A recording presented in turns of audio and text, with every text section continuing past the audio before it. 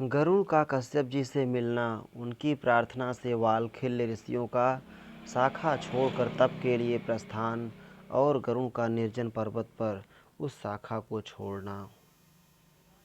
उग्र श्रवा जी कहते हैं, शौनक आदि महर्षियों, महाबली गरुड़ के पैरों का स्पर्श होते ही उस वृक्ष की वह महाशाखा टूट गई, किंतु उस टूटी हुई शाखा को उन्होंने फिर पकड़ लिया।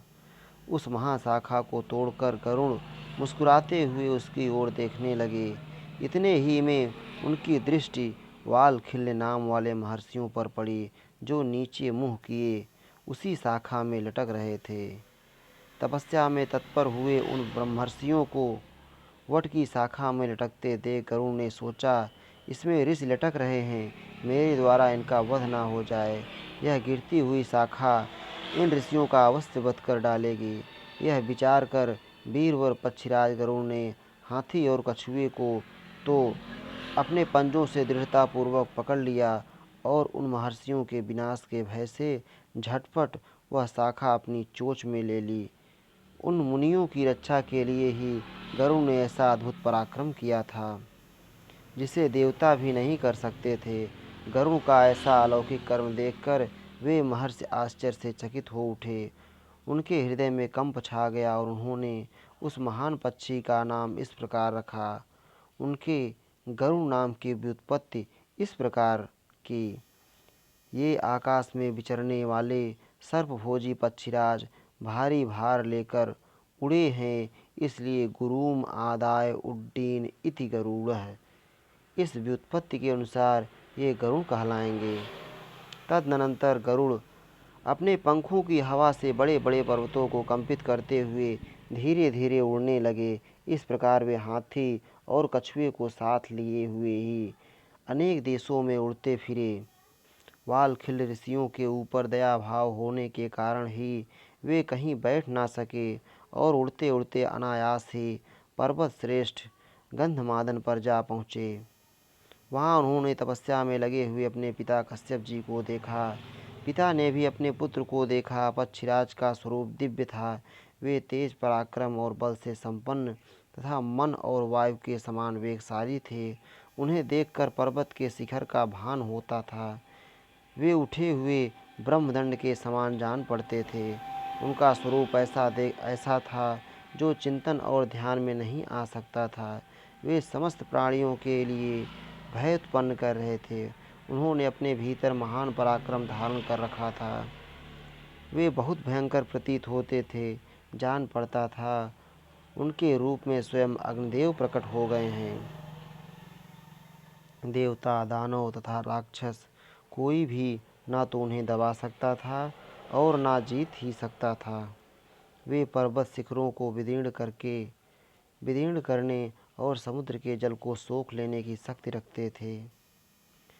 वे समस्त संसार को भय से कंपित किए देते थे। उनकी मूर्ति बड़ी भयंकर थी। वे साक्षात यमराज के समान दिखाई देते थे। उन्हें आया देख उस समय भगवान कश्यप ने उनका संकल्प जानकर इस प्रकार कहा। कश्यप जी बोले, बेटा, कहीं दुस्साहस का काम न कर बैठना, नहीं तो तत्काल भारी दुख में पड़ जाओगे। सूर्य की किरणों का पान करने वाले वालखिल्य महर्षि कुपित होकर तुम्हें भस्म न कर डालें। उग्रश्रवा जी कहते हैं, तदनंतर पुत्र के लिए महर्षि कश्यप ने तपस्या से निष्पाप हुए महाभाग वालखिल्य मुनियों को इस प्रकार प्रसन्न किया। कश्यप जी बोले, तपोधनों, गरुड़ का यह उद्योग प्रजा के हित के लिए हो रहा है। ये महान पराक्रम करना चाहते हैं, आप लोग इन्हें आज्ञा दें। उग्रश्रवा जी कहते हैं, भगवान कश्यप के इस प्रकार अनुरोध करने पर वे वालखिल्य मुनि उस शाखा को छोड़कर तपस्या करने के लिए परम पुण्यमय हिमालय पर चले गए। उनके चले जाने पर विंतानंदन गरुड़ ने, जो मुँह में शाखा लिए रहने के कारण कठिनाई से बोल पाते थे, अपने पिता कश्यप जी से पूछा, भगवन, इस वृक्ष की शाखा को मैं कहाँ छोड़ दूँ? आप मुझे ऐसा कोई स्थान बतावें जहाँ बहुत दूर तक मनुष्य ना रहते हों। तब कश्यप जी ने उन्हें एक ऐसा पर्वत बता दिया जो सर्वथा निर्जन था, जिसकी कंदराएं बर्फ से ढकी हुई थीं और जहाँ दूसरा कोई मन से भी नहीं पहुँच सकता था। उस बड़े पेट वाले पर्वत का पता पाकर महान पक्षी गरुड़ उसी को लक्ष्य करके शाखा, हाथी और कछुए सहित बड़े वेग से उड़े। गरुड़ वटवृक्ष की जिस विशाल शाखा को चोंच में लेकर जा रहे थे, वह इतनी मोटी थी कि 100 पशुओं के चमड़ों से बनाई हुई रस्सी से भी उसे लपेट नहीं सकती थी। पक्षीराज गरुड़ उसे लेकर थोड़ी ही देर में वहाँ से 1,00,000 योजन दूर चले आए। पिता के आदेश से क्षण भर में उस पर्वत पर पहुंचकर उन्होंने वह विशाल शाखा वहीं छोड़ दी।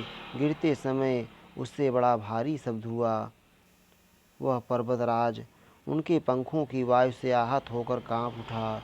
उस समय उगे हुए बहुतेरे वृक्ष गिर पड़े और वह फूलों की वर्षा सी करने लगा। उस पर्वत के मणिकांचन में विचित्र शिखर जो उस महान शैल की शोभा बढ़ा रहे थे, सब ओर से चूर चूर होकर गिर पड़े। उस विशाल शाखा से टकराकर बहुत से वृक्ष भी धराशायी हो गए। वे अपने स्वर्णमय फूलों के कारण बिजली सहित मेघों की भांति शोभा पाते थे। सुवर्णमय पुष्प वाले वे वृक्ष धरती पर गिरकर पर्वत के गेरू आदि धातुओं से संयुक्त हो सूर्य की किरणों द्वारा रंगे हुए से सुशोभित होते थे। तदनंतर पक्षीराज गरुड़ ने उसी पर्वत की एक चोटी पर बैठकर उन दोनों हाथी और कछुए को खाया। इस प्रकार कछुए और हाथी दोनों को खाकर महान वेगशाली गरुड़ पर्वत की उस चोटी से ही ऊपर की ओर उड़े। उस समय देवताओं के यहाँ बहुत से भय सूचक उत्पात होने लगे। देवराज इंद्र का प्रिय आयुध वज्र भय से जल उठा। आकाश से दिन में ही धुएं और लपटों के साथ उल्का गिरने लगी।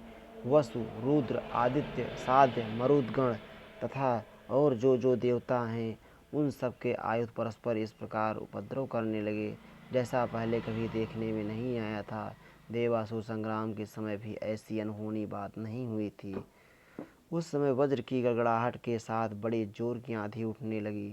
हजारों उल्काएं गिरने लगीं। आकाश में बादल नहीं थे तो भी बड़ी भारी आवाज़ में विकट गर्जना होने लगी।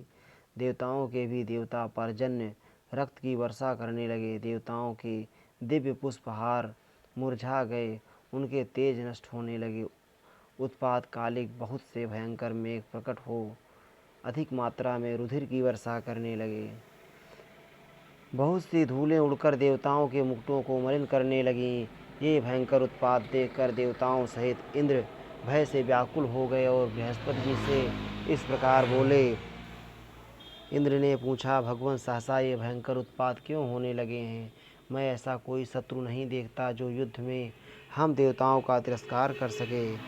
बृहस्पति जी ने कहा, देवराज, तुम्हारे ही अपराध और प्रमाद से तथा महात्मा वालखिल्य महर्षियों के तप के प्रभाव से कश्यप मुनि और विंता के पुत्र पक्षीराज गरुड़ अमृत का अपहरण करने के लिए आ रहे हैं। वे बड़े बलवान और इच्छा अनुसार रूप धारण करने में समर्थ हैं। बलवानों में श्रेष्ठ आकाशचारी गरुड़ अमृत हर ले जाने में समर्थ हैं। मैं उनमें सब प्रकार की शक्तियों के होने की संभावना करता हूँ। वे असाध्य कार्य भी सिद्ध कर सकते हैं। उग्र श्रवाजी कहते हैं, बृहस्पति जी की यह बात सुनकर देवराज इंद्र अमृत की रक्षा करने वाले देवताओं से बोले, रक्षकों, महान पराक्रमी और बलवान पक्षी गरुड़ यहाँ से अमृत हर ले जाने को उद्यत हैं। मैं तुम्हें सचेत कर देता हूँ जिससे वे बलपूर्वक इस अमृत को न ले जा सकें। बृहस्पति जी ने कहा, उनके बल की कहीं तुलना नहीं है। इंद्र की यह बात सुनकर देवता बड़े आश्चर्य में पड़ गए और यत्नपूर्वक अमृत को चारों ओर से घेर कर खड़े हो गए। प्रतापी इंद्र ने भी हाथ में वज्र लेकर वहाँ डट गए। मनस्वी देवता विचित्र सुवर्णमय तथा बहुमूल्य वैदूर्य मणिमय कवच धारण करने लगे।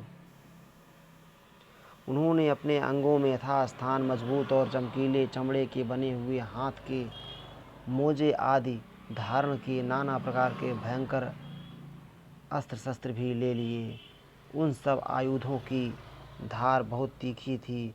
वे श्रेष्ठ देवता सब प्रकार के आयुध लेकर युद्ध के लिए उद्यत हो गए। उनके पास ऐसे ऐसे चक्र थे जिनसे सब ओर आग की चिंगारियाँ और धूम सहित लपटें प्रकट होती थीं। उनके सिवा परिघ, त्रिशूल, फरसे, भांति भांति की तीखी शक्तियाँ, चमकीले खड्ग और भयंकर दिखाई देने वाले गदाएं भी थीं। अपने शरीर के अनुरूप इन अस्त्र शस्त्रों को लेकर देवता डट गए। दिव्य आभूषणों से विभूषित निष्पाप देवगण तेजस्वी अस्त्र शस्त्रों के साथ अधिक प्रकाशमान हो रहे थे।